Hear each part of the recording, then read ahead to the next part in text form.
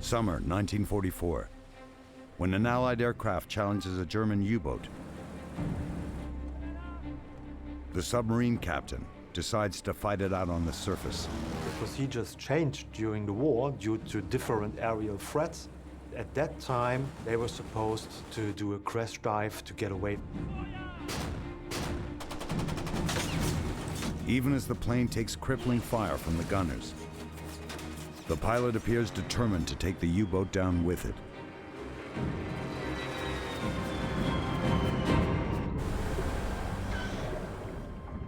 In World War II, a subsea weapon allows warriors to fight from beneath the waves. With cunning, force, and tenacity, their enemies strike back. Revolutionary, but still sometimes primitive, it's a desperate bid to change the course of war.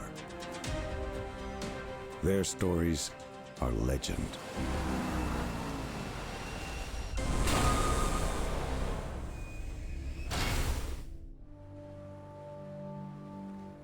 January 9th, 1940. 40 miles off the west coast of Germany, Oberleutnant Sersi, Heinrich Timm, conducts an anti-submarine patrol on board German minesweeper M7. In the past 2 days, the Germans have sunk 2 British submarines in what is called the Heligoland Bight. The Bight is not a good area for submarines to operate in. It's very crowded. It's very difficult to spend time on the surface. Only a few months into the war, the British Royal Navy hopes to enforce a blockade of the Third Reich. So another British submarine, HMS Starfish, operates here to keep German ships and submarines trapped in port. Lieutenant Thomas Turner spots what he believes to be a German destroyer.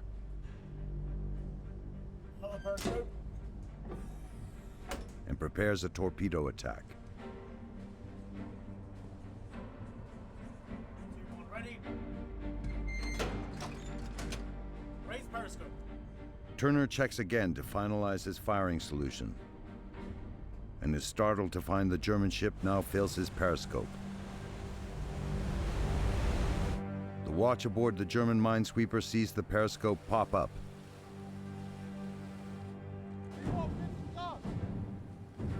The captain turns toward it and prepares a depth charge attack. With the ship closing in, HMS Starfish dives.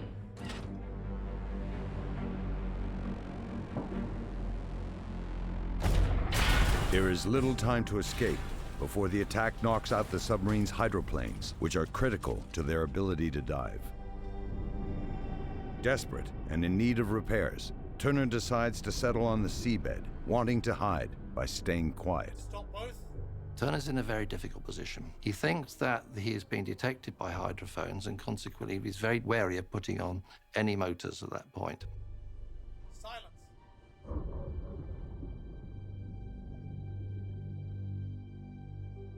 Turner hopes the German ship overhead will lose contact with his submarine. But on the surface, Tim has no intention of losing his prey. He prowls above and drops more depth charges.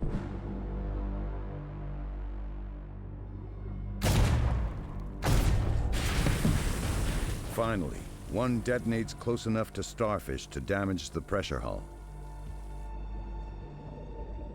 This releases air that escapes to the surface.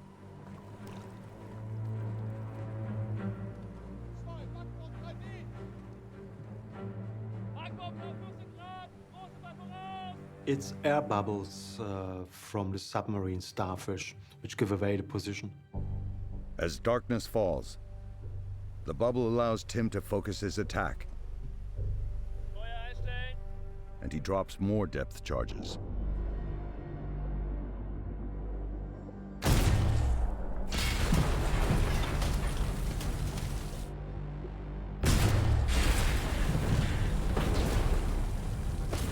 was coming to the point where if Turner did not surface soon, he would not be able to surface at all. He had to make a decision fairly quickly. Regardless of what was happening on the surface, Turner had to go up. Surface! The crew races to destroy anything they want to keep out of German hands. As the vessel is surfacing, he gives orders for the burning of documents.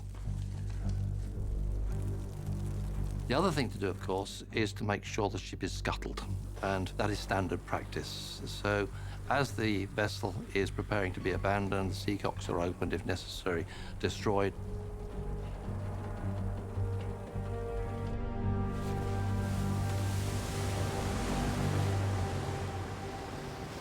Suddenly, with its hull filling with seawater, the heavily damaged submarine pops up under the minesweeper's lights. Overboard!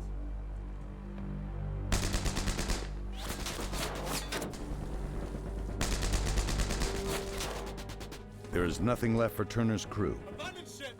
Up the ladder! but to climb to the deck and surrender.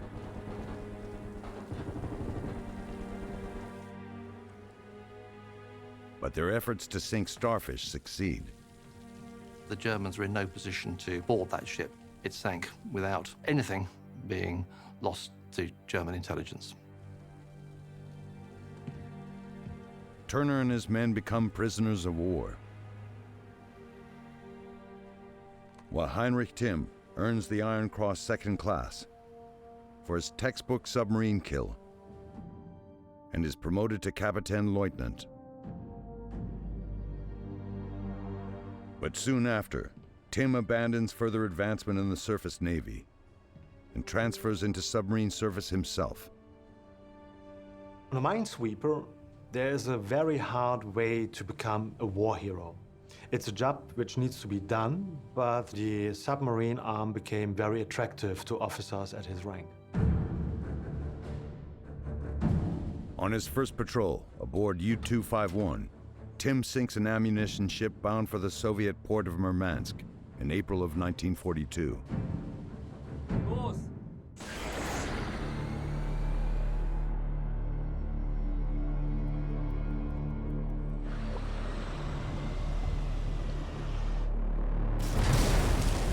His first kill as a submariner. So he became something special because he was one of the rare commanders sinking a submarine from surface and later on being on a submarine and sinking surface ships. But by 1944, with Italy out of the war, the remaining Axis powers, Japan and Germany, struggled to maintain a lifeline of supplies, technology and information thousands of miles long. Until now, the Germans employed merchant ships as blockade runners to transport vital supplies between Japan and Germany. But increased Allied air and sea coverage proves relentless. A surface vessel hadn't any chance successfully to arrive in Japan. They had to rely on U-boats. So the Germans fine-tune a class of submarine to make the long journey. The Type 9 D2. German engineers designed the Type 9 D2 with a double hull, allowing a hollow space for extra torpedoes and goods instead of ballast. And with larger fuel tanks, it can travel 31,500 miles. More than double the range of the other German Type 9 or Type 7 class submarines. Gross Admiral Karl Dönitz, longtime mastermind of the U-boat campaign, has been recently promoted and now commands the entire Kriegsmarine, or German Navy. He considers a special type of commander for the mission. You needed not only a good fighter, but also a good seaman. So Dönitz decided to rely on very experienced U-boat commanders because they stood the highest chance of making this long journey all around Africa to Japan.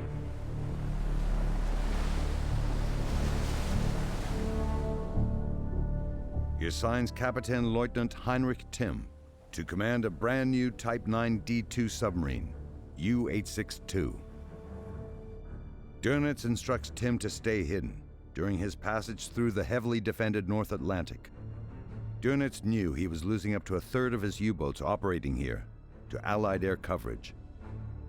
Once clear of Allied air threats and convoy escorts, Tim can attack low-risk targets before delivering his cargo to the base at Penang. After skirting the coast of Greenland, Tim makes his way south across the Allied convoy routes of the North Atlantic. While traveling submerged, his hydrophone operator reports multiple sound contacts that might indicate an enemy ship. Tim decides to investigate, despite Dönitz's orders.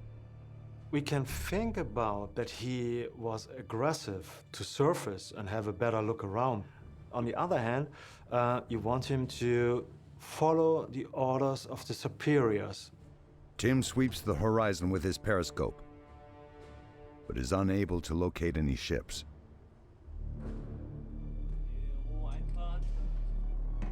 As he orders down periscope, explosions rock the U-boat.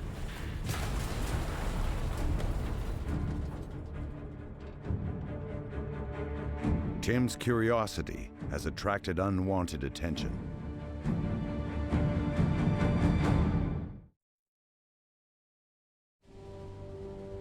June 18th, 1944, North Atlantic. 28 days after leaving Germany, Kapitän Leutnant Heinrich Timm crosses the Atlantic en route to the Indian Ocean. In lieu of ballast, his Type 9D2 class submarine carries radar intercept equipment and canisters of mercury destined for the Japanese Empire. But Tim has jeopardized his valuable cargo by raising his periscope at midday in search of an enemy ship to attack. As Tim lowers his periscope, an Allied plane has already spotted U-boat U-862 and attacks. Tim calls for action stations and orders his submarine deeper. Then the crew can do nothing but wait. There is no way to fight back. Aerial bombs explode near the submarine. But as they descend, the explosions gradually fade.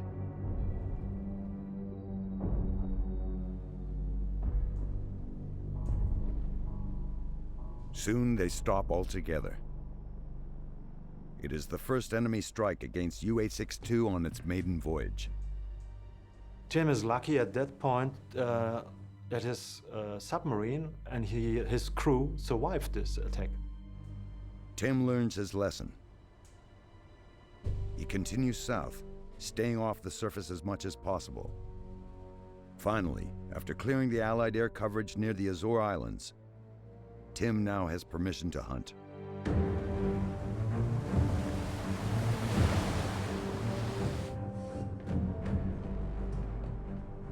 As U-862 heads south and stays on the surface longer, they search for targets.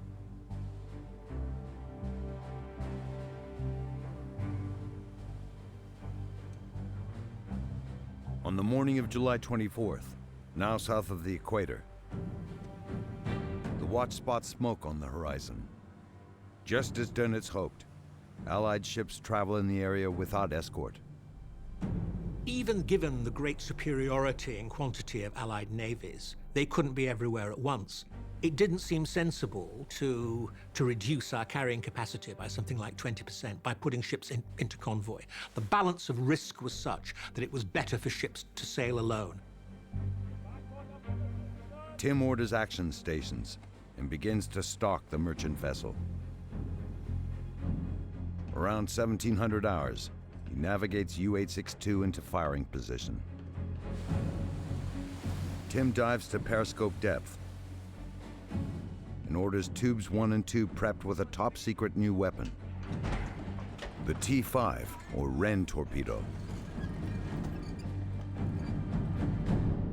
German engineers developed the T5 torpedo in 1943 to increase accuracy by eliminating human error in lining up shots.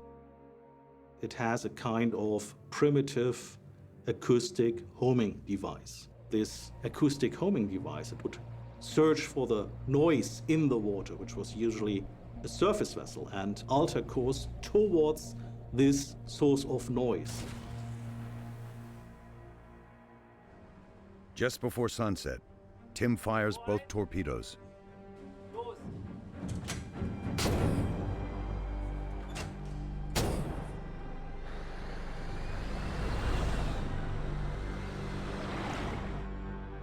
Watching the clock as the homing torpedoes search out their target, the crew waits in anticipation, curious about this new technology.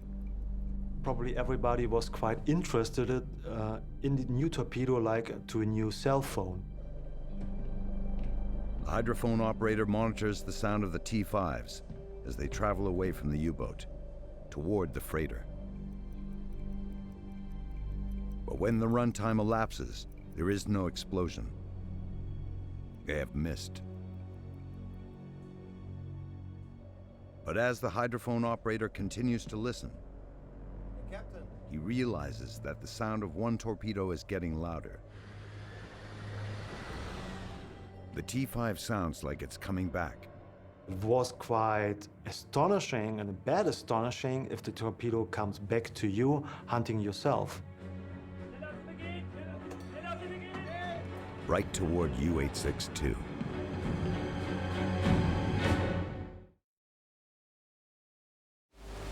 July 24th, 1944, the mid-South Atlantic. A German U-boat commander, Korvettenkapitän Heinrich Timm, has spotted a merchant vessel and fires two brand new T-5 acoustic homing torpedoes. But one of the torpedoes has malfunctioned. Well, the great advantage for the U-boat, firing acoustic homing torpedo, was also the greatest risk. Because in certain cases, if the U-boat made too much noise, it would not aim at the intended target, but on the firing U-boat. It now seems locked onto the sound of U-862's own propellers. Tim takes emergency action.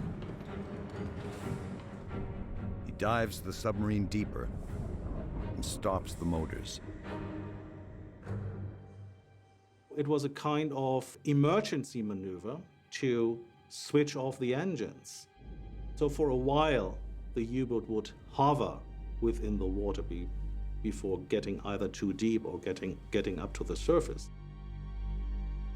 He also orders complete silence from the crew, in the hope that the acoustic torpedo will lose its fix on the U-boat.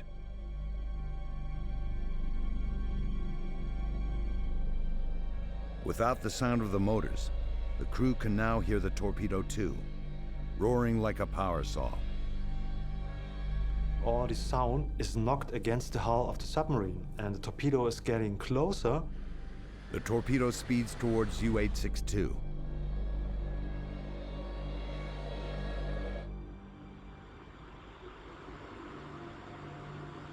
Then circles above 3 times, still seeking a sound contact.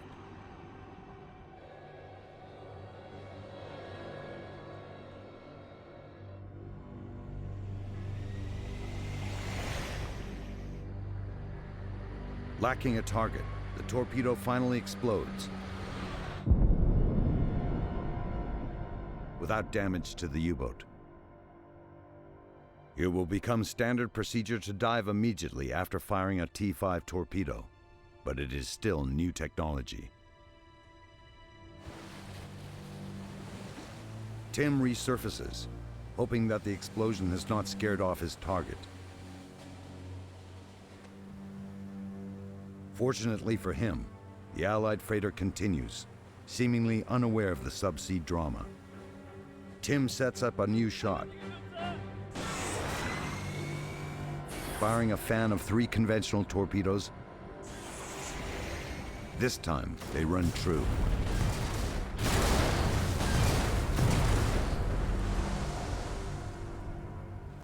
Tim and his crew have made their first kill together.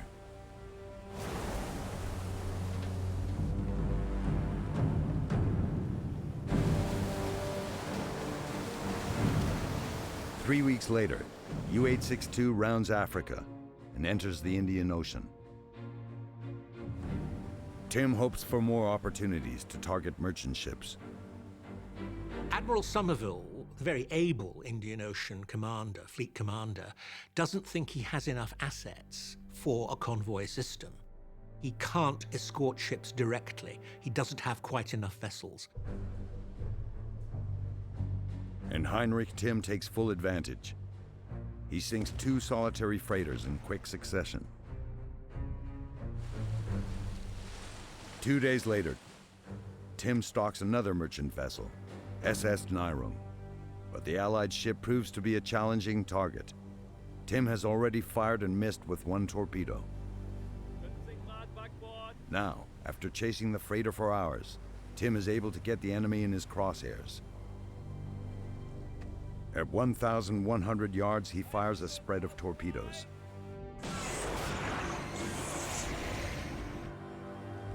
Phosphorescence in the water allow the men on watch to track their trajectory.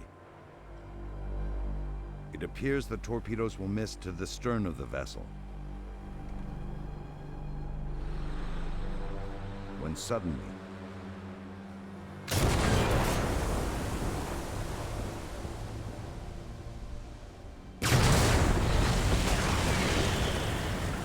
Nyrung is a very unlucky ship. She's full of explosives. And when she's torpedoed, she goes up in a huge explosion and effectively disappears. the concussive force knocks the crew down, showering them with debris. The men below deck are tossed into the bulkheads. Nobody would have expected such a huge explosion as Nyrung did in this cataclysmic way. I could imagine after that people thinking about their own end.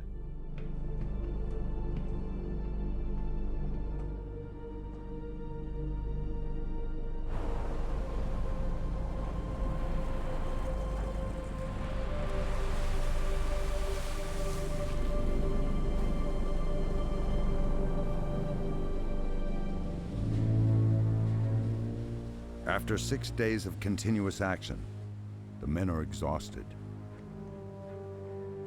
As the sun begins to rise, they count down the minutes before they submerge and can get some rest.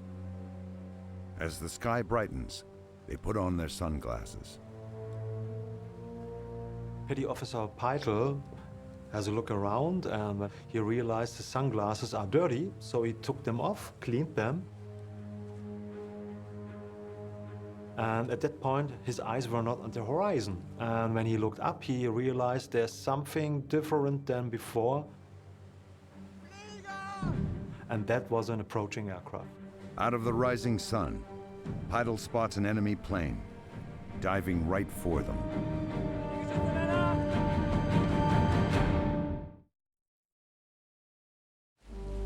August 20th, 1944, the Mozambique Channel. In less than a week, German U-boat commander, Korvettenkapitän Heinrich Tim, has sunk 4 Allied ships in between Madagascar and the East African coast. As the sun rises, Petty Officer Friedrich Peitel spots an enemy Catalina flying boat diving towards them. A base for flying boats has been established to act as a kind of stopper in the northern part of the Mozambique Channel. Peitel sounds the alarm. The procedures changed during the war due to different aerial threats. At that time, they were supposed to do a crash dive to get away. Heinrich Tim considers whether he has time to dive. He decides they must fight and swings the U-boat into firing position. The crew mans the deck guns. The bomber approaches low, less than 330 feet above the water. At a range of 1,100 yards, Peitel has the plane in his sights. He asks Tim for permission to fire, but Tim delays, waiting for a better shot. The enemy closes to 550 yards. And again, Peidl requests permission to fire.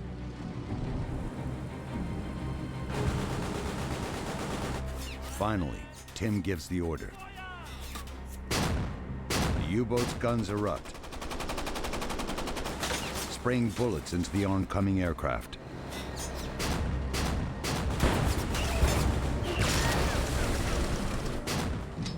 Peidl makes several hits before his gun jams. The submarine's smaller cannons continue to pepper the aircraft with bullets, aiming for the cockpit and at the nose. The guy at the anti-aircraft gun, for him it was like a duel, like two knights fighting against each other. The Catalina pilot does not bank away. He appears on a collision course with U-862. Tim orders evasive measures, angling the boat hard to starboard. As the Catalina bomber speeds towards U-862, the German submariners on deck duck for cover. Skimming about 50 feet above the surface, the wounded Catalina just misses U-862's conning tower. It crashes and explodes in the ocean.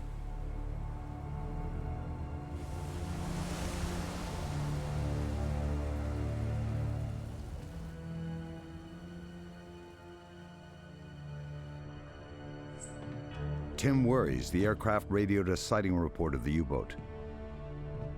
He does not want to risk his cargo. He decides to dive and run.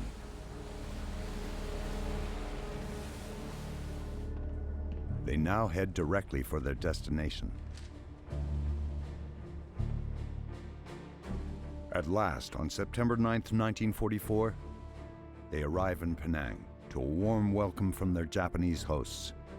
So it was a great moment when German U-boat successfully arrived in Penang after this journey over thousands of kilometers through enemy waters.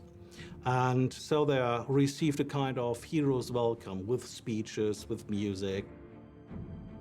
Tim allows the crew to disembark and enjoy time ashore in Penang and Singapore before he calls them back to prepare for their next voyage. They load U-862's keel with war materials that are hard to come by in Germany. Molybdenum and tungsten, key ingredients for high-grade steel. But rather than return to the Reich immediately to resupply the German war machine, Tim proposes a bold detour to Australia. I think as the man on the spot, Tim is recognizing that he can create sufficient chaos to tie down a lot of enemy assets in an area where they aren't expecting an attack. Things in Nazi Germany have worsened drastically since Tim left. By September 1944, Allied advances in France require Karl Dönitz to evacuate his U-boats from French ports. The Allies press toward Berlin from all directions. Germany is nearly cut off and in desperate need of supplies. Despite this, German Naval Command sees value in Tim's proposal. Dönitz's consent in Tim's plan to operate off the Australian coast fixed very much in his kind of strategic approach. If you employ a U-boat where no U-boats have been seen before, you force the enemy to deploy vessels in escorting the vessels, protecting the trade, and hunting the U-boat. It is an attempt to tie up Allied resources like planes and ships.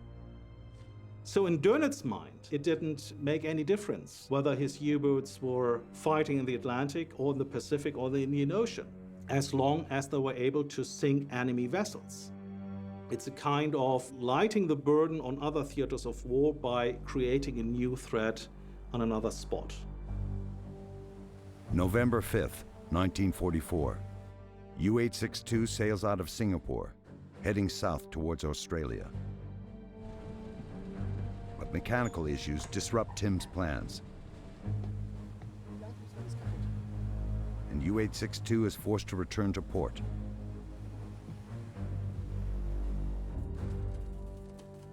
It is lucky for Tim.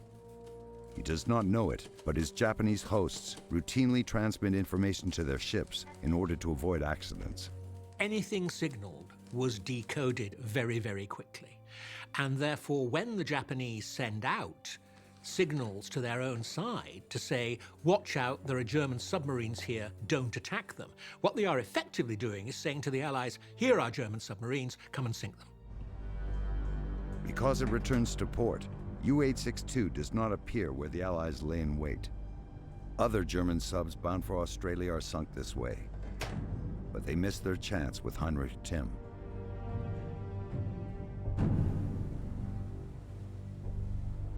On November 6th, U-862 slips unnoticed toward Australian waters.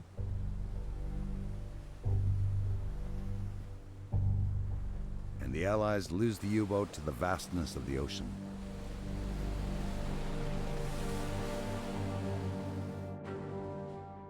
Four weeks later, U-862 fights heavy seas off the southern coast of Australia, near Kangaroo Island. The watch has not seen a single Allied vessel, and the officers are growing impatient at the lack of targets. Timm decides to search nearer to the Australian coast, but this is more dangerous. Given the nature of the anti-submarine assets, the aircraft and the warships available, if you go close to the Australian coast, you're much more liable to be spotted and attacked. Finally, on December 9th, Timm surfaces to investigate a sound contact. The weather is terrible, and visibility is even worse. By the time Timm spots the vessel rolling in the waves, it is too late to make a submerged attack. There is not enough time for the torpedoes to arm. So Timm decides to strike with his deck guns on the surface during the day. Timm's first watch officer protests that this is a bad decision. Timm is undeterred and assures him they will wait until the last minute before opening fire to ensure surprise and accuracy. The gun crews get into position on deck, while Timm battles the wind and waves to get within range of the freighter. But as the storm slows his progress, Timm grows impatient. He orders the main deck gun to fire before they are also within the range of their smaller guns. Two things are happening at that stage.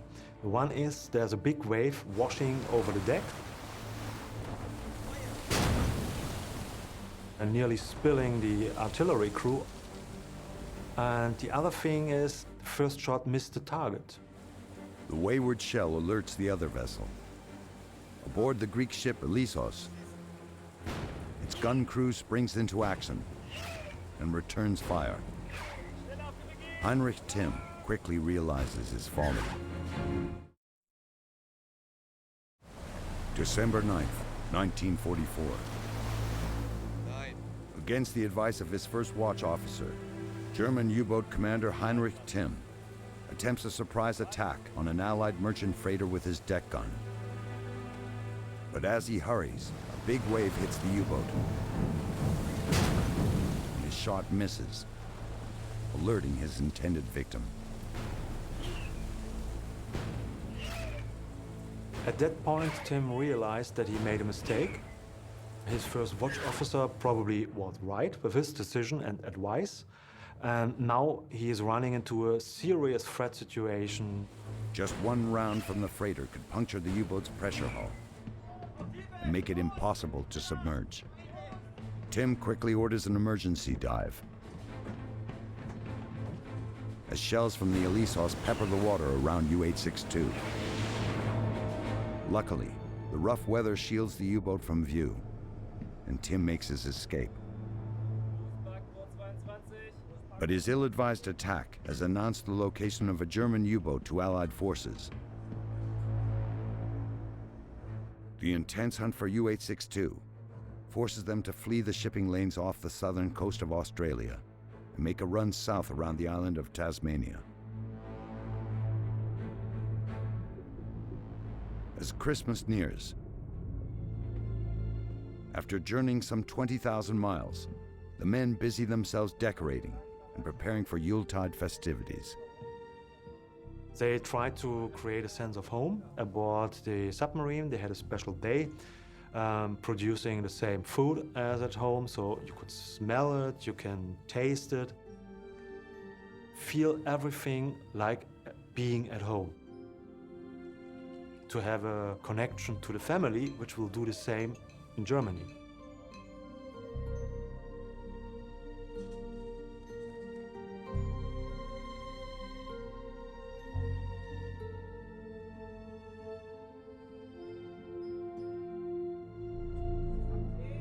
But the celebrations must be put on hold, as on Christmas Eve, the watch spots smoke in the distance.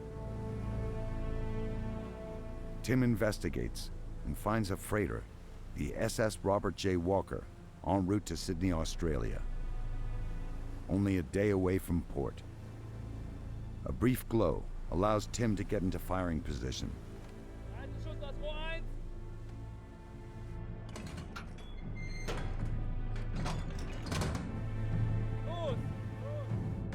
He sends 2 torpedoes toward the Allied ship.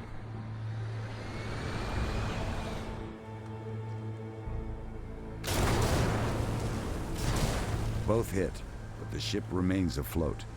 Robert J. Walker is a mass-produced Liberty ship. The Germans had great contempt for them. They called them Kaiser's coffins, and they said that because they'd been welded together rather badly, they'd fall apart as soon as they were hit. In this case, they certainly didn't. In fact, Liberty ships proved to be very tough. The base at Penang had limited supplies, so Tim does not carry a full complement of torpedoes. He now only has 13 left for the remainder of his patrol. Still, he decides to risk another.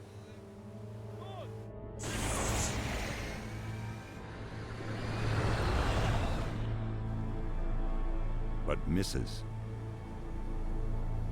Tim now has 3 torpedoes invested, and the Robert J. Walker is still on the surface and begins to radio for help. So at the point when the ship made its radio transmission, Tim knew 2 things. The one thing was the ship wasn't sinking, and the other thing was the captain was uncertain about the explosion. Was it a mine or was it a torpedo? And now Tim had to make a decision to waste more precious torpedoes to sink the ship or to run away, to make the submarine safe. At 0420 on Christmas morning, 4 hours after launching his attack on the Robert J. Walker, Tim decides to try again.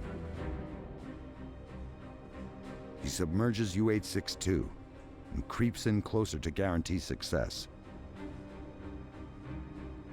Then fires a 4th warhead.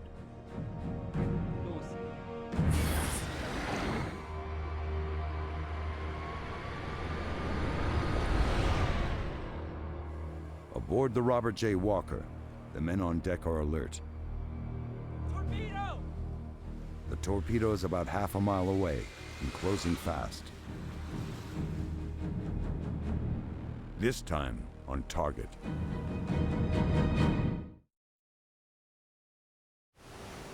Christmas morning, 1944. 218 days after leaving Germany. 160 miles southeast of Sydney, Australia. Korvettenkapitän Heinrich Timm of the German U-boat U-862 has 2 torpedoes into an Allied freighter and has just fired another to finish it off. U-862's 4th torpedo is running on the surface. It's clearly visible. Torpedo! The crew of the SS Robert J. Walker watch in horror as the torpedo approaches. But this Liberty ship is not defenseless. The deck guns are crewed by members of the U.S. Naval Reserves. One of the sailors, Seaman First Class Harold Stone, springs into action. Seaman Stone is an anti-aircraft gunner. He has a 20mm quick-firing Oerlikon anti-aircraft gun. He points it at the obvious torpedo coming towards him, squeezes the trigger, fires a number of rounds. As the torpedo closes to within about 100 yards of the Robert J. Walker, one of Stone's rounds strikes. The torpedo explodes, sending water and smoke high into the air. It's a sign both of the accuracy of his shooting and also a great deal of luck. The two reinforce each other. Stone and his fellow gunners continue firing into the darkness to discourage another attack. In the initial phase of the attack, it's not at all clear that the ship has in fact been torpedoed. But when the torpedo is destroyed by the anti-aircraft gun, then it's clear that there has been a U-boat attack, and therefore measures can be taken to try and prevent a further one. While the crew launches a smokescreen to further obscure the Robert J. Walker. Aboard UH-62, Tim is exasperated. He hears the explosion and sees the smoke. He assumes the torpedo has struck home. But still the vessel stays afloat. After Tim fired 4 torpedoes, he had to reconsider the situation because now so much time is spent. He knew that the Allies are informed about a submarine attack. He's expecting naval forces approaching the scene to relieve the merchantman and to hunt the submarine. If Tim fires again to assure the demise of Robert J. Walker, he will have used a third of his torpedoes on just one target. But in the end, he returns to Karl Dönitz's wisdom. Dönitz earlier in the war gave the order or advice that it's better to have one ship sunk than a lot of ships damaged. At first light on Christmas morning, Tim fires a 5th torpedo.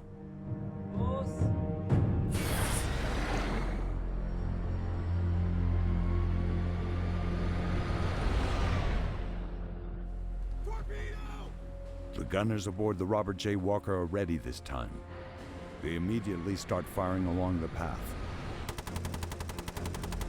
For 4 minutes, Stone and the others pour rounds into the sea.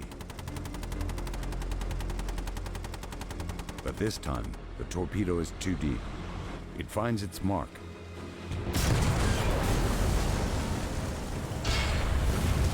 And tears a huge hole in the Robert J. Walker, buckling the deck.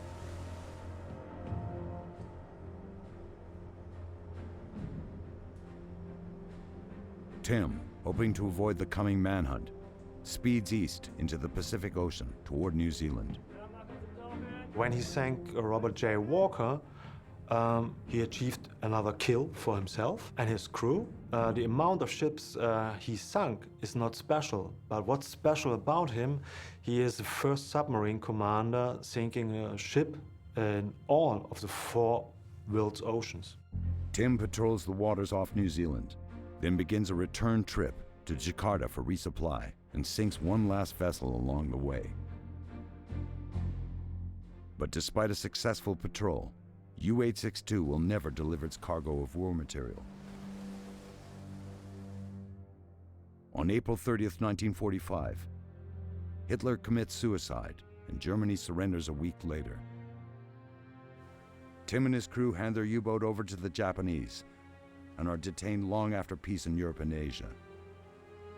By this stage of the war, the U-boat campaign had become somewhat peripheral. I suppose you can't get much more peripheral than a U-boat in the Pacific off Australia, and therefore it's not studied very much. I think he didn't get the recognition due to the numbers. They sunk many more ships, the other aces, than him. What's special about him is a different kind of numbers. So it's the amount of sea miles he passed, the days he was at sea on his long journey. Heinrich Tim's patrol to the Indian Ocean and beyond is unparalleled. He sails for 202 days and over 30,000 miles, traveling farther from Germany than any other U-boat captain, and demonstrates the extraordinary capacity for submarines to operate with stealth in the world's vast oceans.